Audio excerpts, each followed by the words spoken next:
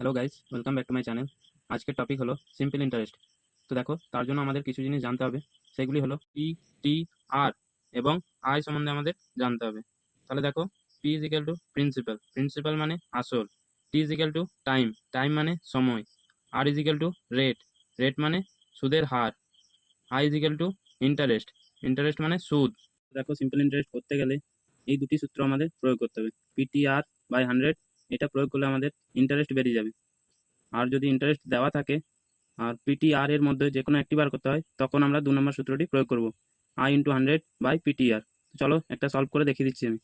তো দেখো, আমি একটি কোশ্চেন নিয়ে নিয়েছি, যেটি হলো পি ইজিক্যাল টু 200, টি ইজিক্যাল টু 2 বছর, আর ইজিক্যাল টু 10%। কী করতে হবে আমাদের? পিটিআর, তাহলে পি হলো 200 ইন্টু টি হলো 2 বছর ইন্টু আর হলো 10% বাই 100। তো দেখো, দুটো শূন্য দুটো শূন্য কেটে দিলাম, 2 দুগুণে 4, 4 10 40 আমাদের আয় বেরিয়ে গেল। আয় মানে ইন্টারেস্ট। এরকম করে সূত্রটি প্রয়োগ করলে আমাদের অঙ্ক সলভ হয়ে যাবে। তো এরকম আরও ভিডিও পাওয়ার জন্য চ্যানেলটি সাবস্ক্রাইব করে দেবেন এবং ভিডিওটি ভালো লাগলে লাইক করে দেবেন।